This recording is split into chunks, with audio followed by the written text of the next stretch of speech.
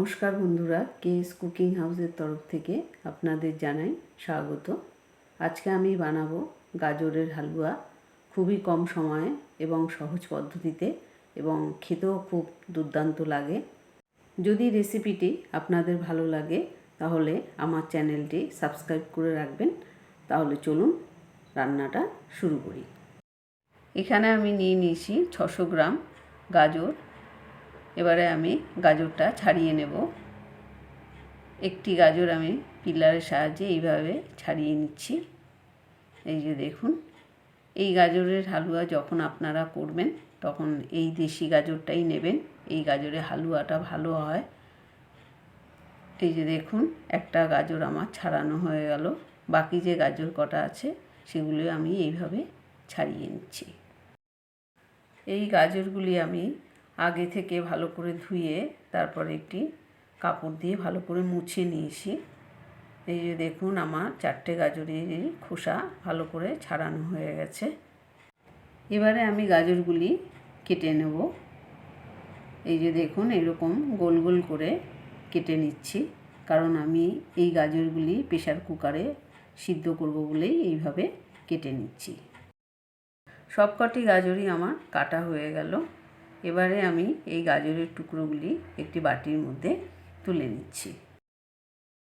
Gas ধরিয়ে আগে থেকে প্রেসার কুকার বসিয়ে নিয়েছি।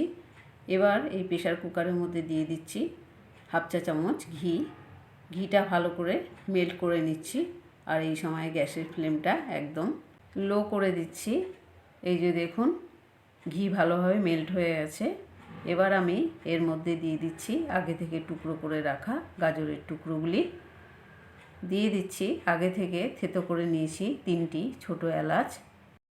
এবারে সব কিছু ভালোভাবে গাজরের সাথে মিশিয়ে নিচ্ছি। ঘি আর এলাচের সাথে গাজরের টুকরোগুলি 2 মিনিটের মতো লো ফ্লেমে হালকা করে একটু ফ্রাই করে নিয়েছি। এবার আমি গাজরটা সিদ্ধ করে নেব। গাজরের মধ্যে একটি নিজস্ব জল থাকে, সেই জন্য আমি এর মধ্যে দিয়ে দিচ্ছি 4-5 টেবিল চামচ জল। এবার ঢাকা দিয়ে 2 সিটি দিয়ে গাজরটা ভালো করে সিদ্ধ করে নিচ্ছি। 2 সিটি দিয়ে গাজরটা সিদ্ধ করে প্রেসার কুকারটা এরকম 5 মিনিট আমি রেখে দিয়েছিলাম। গ্যাসটা অফ করে দিয়ে এবার আমি 5 মিনিট পর আপনাদেরকে দেখাচ্ছি। প্রেসার কুকারটা খুলে এই যে দেখুন, গাজর ভালো মতো সিদ্ধ হয়ে গেছে। এবারে সিদ্ধ গাজরটা আমি একটি পাত্রে ঢেলে নিচ্ছি। গাজরের টুকরোগুলি আমি এই থালাটার মধ্যে তুলে নিয়েছি। এবারে আমি গাজরের টুকরোগুলি ম্যাশ করে নেব। তার জন্য নিয়ে নিয়েছি একটি ছোট স্টিলের গ্লাস।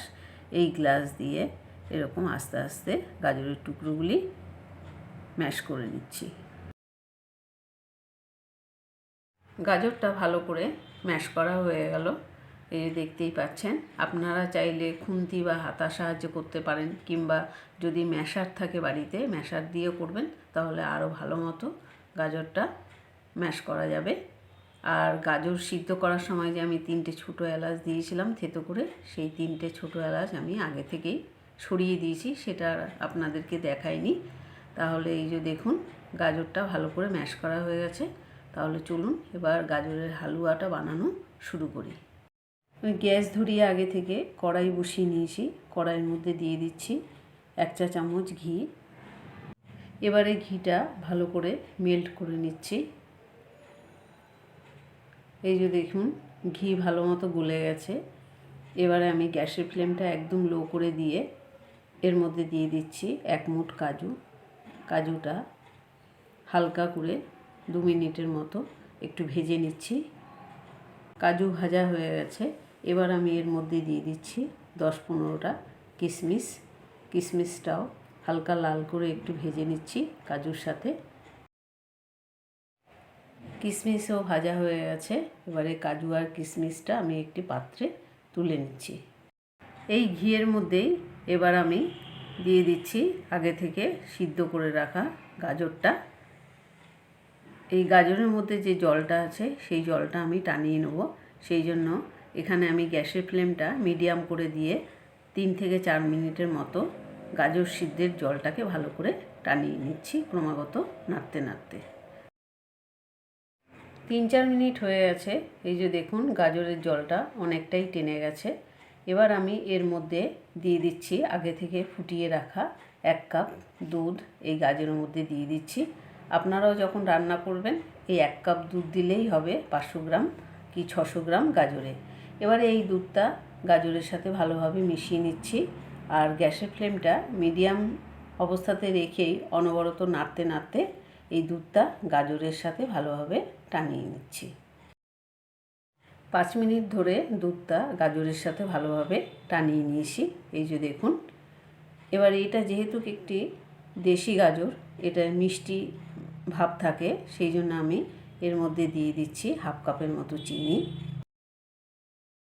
এখানে আমি এবার গ্যাসের ফ্লেমটা একদম লো করে দিয়ে চিনিটা গাজরের সাথে 2 থেকে 3 মিনিটের জন্য ভালো করে মেল্ট করে নিচ্ছি। অনবরত নাড়তে নাড়তে চিনিটা গাজরের সাথে ভালোভাবে মেল্ট করে নিতে হবে, না হলে যেহেতু চিনি দিয়েছি গাজরটা পুড়ে যাবে। গাজরের সাথে চিনি ভালোভাবে মিশে গেছে, এই যে দেখুন। আর চিনি দেওয়ার ফলে গাজরের রঙটাও আরও লাল হয়ে উঠেছে। এবার আমি যেহেতু এটা একটি গাজরের হালুয়া, সেই জন্য আমি এর মধ্যে দিয়ে দিচ্ছি আরও 1 চামচ ঘি। এবারে এই ঘিটা গাজরের সাথে ভালোভাবে মিশিয়ে নিচ্ছি। আর 1 থেকে 2 মিনিটের জন্য গ্যাসের ফ্লেমটা একদম লো করে দিয়ে এই ঘিয়ের সাথে গাজরটা একটু ফ্রাই করে নিচ্ছি। এবার এই গাজরের হালুয়ার মধ্যে দিয়ে দিচ্ছি 2 চিমটি নুন। নুনটা দিলে মিষ্টিটা ভালো বোঝা যায় যে কোনো মিষ্টি জাতীয় খাবারে, সেই জন্য এবার আমি এই নুনটা গাজরের সাথে ভালোভাবে মিশিয়ে নিচ্ছি উল্টে পাল্টে। এই যে দেখুন নুনটা গাজরের সাথে ভালোভাবে মিশানো হয়ে গেল। এবার আমি এর মধ্যে দিয়ে দিচ্ছি আগে থেকে ভেজে রাখা কাজু আর কিশমিশটা। এবার এটা গাজরের সাথে ভালোভাবে মিশিয়ে নিলেই আমাদের গাজরের হালুয়া একদম তৈরি হয়ে যাবে। গাজরের হালুয়া আমি একটি প্লেটে সার্ভ করে নিয়েছি।